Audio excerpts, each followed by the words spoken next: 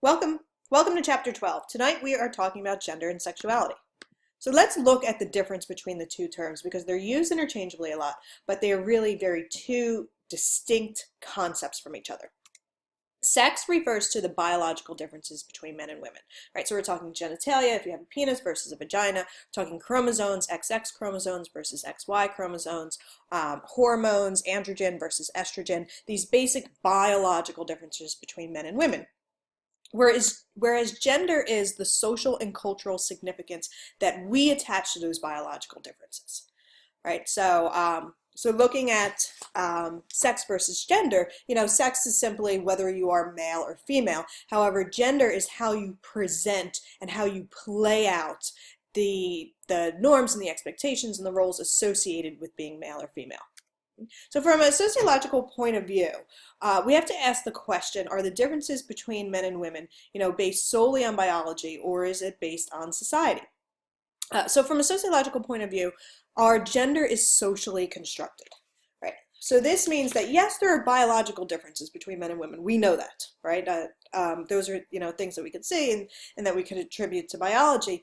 However, we socially construct gender because we attach cultural significance to the biological differences between the sexes, right? We are the ones that say, as a society, that women are supposed to act this way, that men are supposed to act that way, right? We say, we associate colors, pink versus blue, sports, toys, all of this, even just, expecting women to be more emotional. It's a societal thing, not a biological thing, right? And from a biological standpoint, both men and women can produce tears and cry. However, it is more socially acceptable for women to be more emotional than it is for men. Even though things are changing, as time progresses, we do still see these distinctions between the way men and women are supposed to act. So this all comes down to, that we socially construct these differences based on whether one is male or female. So we're going to talk a little bit about gender role socialization in a minute, but let's go back to talking about sex for a moment, right? So let me ask you guys this. How many sexes do we have, right? So your first most likely thought would be, well, we have two. However, not everyone fits very cleanly into this two category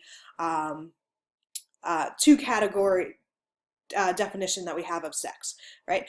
There are people who have a condition which is called intersex, and this exact definition is not in your textbook. It's kind of alluded to, but it doesn't really spell it out, so I'm spelling it out here.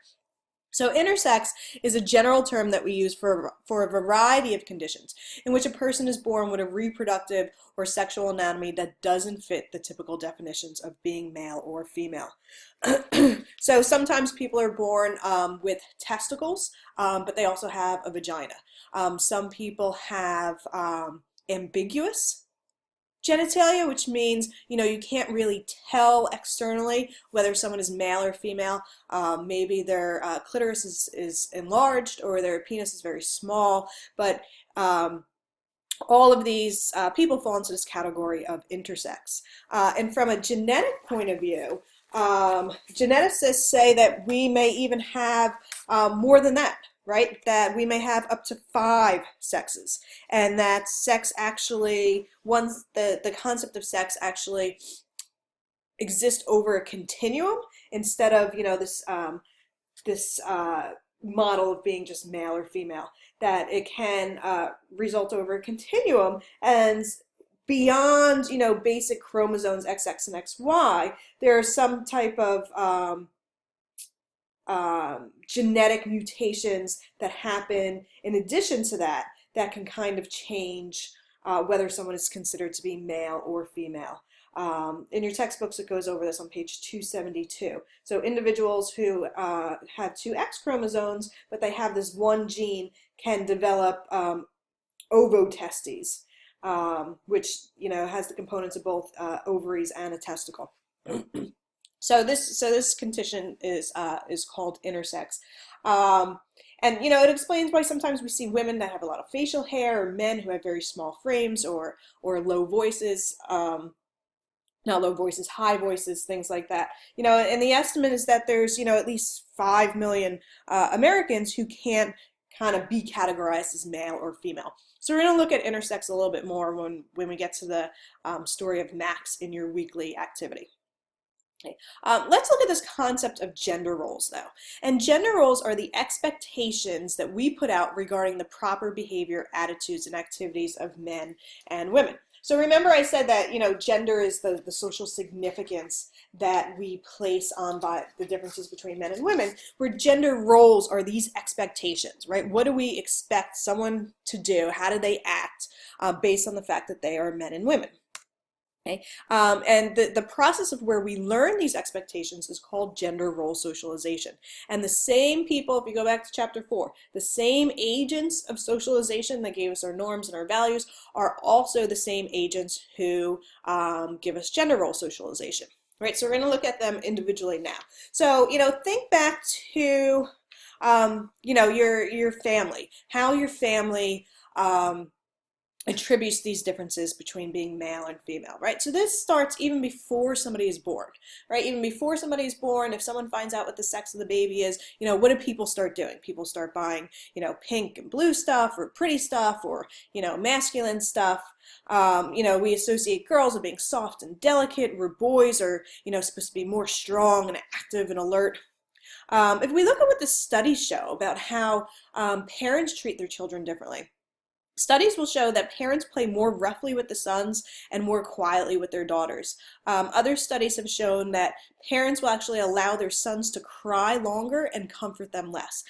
Whether this is a conscious or a subconscious act, these are some things that happen. We just look at the toys that we buy. We're buying dolls and kitchens for the girls and action figures and trucks for the boys. So these are all ways from a very early age it starts this process of gender socialization. Right?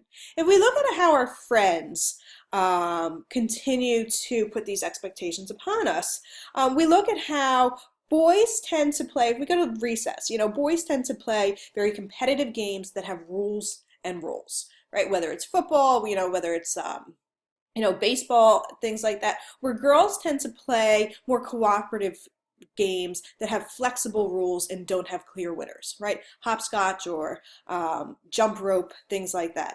So these are ways that at the friend level that we reinforce these gender roles. We look at just how our friends keep people's behavior in check, right? So if you are a little boy and you're playing with dolls, are you going to get ridiculed by your peers? We look at popularity, what makes girls popular versus what makes boys popular. So this is how it continues, right? At school, whether it's conscious or not, they find that teachers call on boys more and praise them more when they get the right answer, right? Teachers give boys more feedback. If we look at the textbooks that are used, textbooks still reinforce gender roles. Some things, if desks need to be moved or chairs need to be moved, or the teachers asking for, the boys to come and move the desks. We look at boys being more encouraged into the math and sciences, where girls are more encouraged into the arts and humanities. We look at the mass media, right? We just look at the gender stereotypes that exist in the mass media, right? Women being more passive, playing more passive roles, or being used as sex symbols. We look at the types of commercials that exist. If we're looking at, what's being marketed towards women, whether it's diapers or cleaning products versus, cars and beer for men. Even cartoons and TV shows at a very young age reinforce these gender roles. My children watch Peppa Pig, and there was just an episode where the mother pig washed her husband's soccer jersey and there was a red shirt in there, and it turned pink, and he couldn't possibly wear a pink jersey to his soccer game. So all these ways that it's continuing to reinforce. And then if we look at religion, religion also reinforces traditional gender roles. If you're a Christian, the Bible reinforces these gender roles. If we look at the Bible, how are women depicted? They're depicted as either wives, mothers, or prostitutes.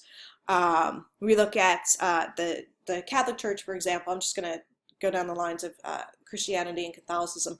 We look at the structure of the Catholic Church, where women have a very limited role in the Catholic Church. Only nuns as opposed to the men. If we look at studies show that people who pray more are more likely to accept kind of traditional rigid gender roles. Okay, so that's how it all plays out, and how we're learning these things over the course of our lives. Another thing that looks at how gender is socially constructed is because if we look across cultures or over times, we're going to find differences between the way women are treated and the way men are treated. So if we look across cultures, the intro to this chapter, looks at the story of a girl, and we look at sexual assaults and things like that. We looked at honor killings in chapter 3, sex trafficking, female genital mutilation. So just, the way women are treated in other societies too. Some societies are matriarchal, which means that, women maintain all the power and hold all the power. We look at some cultures have 3 or 4 gender categories, where people who are what we consider now transgender, people who are, biologically one sex but present as the sex of another, are, the cultural norm there. In India, they have the Hijras, which are, called two-spirited people, which are kind of recognized as a 3rd category. And Margaret Mead is a very famous anthropologist that really looked at gender roles and how they vary from one society to the next. So that all plays into the social construction. And even if we just look at over time, if we stick with just, the United States society, in 1874, a Harvard professor, now this is Harvard, a Harvard professor said that women are too delicate for college, and the increased effort needed for thinking would zap energy away from their ovaries and uteruses, right? And that's coming out of Harvard. Harvard didn't even formally start admitting women until the 1970s. In 2005, so just 11 years ago, the Harvard president at the time, when asked why there are less female professors in science and engineering, he said because fewer women can succeed in science and math careers, right? And he attributed this to innate differences. But if we look at the data, what does the data show? Women have a higher GPA and outnumber men as college graduates, right? So, take that for not being able to run our uteruses and our brains at the same time.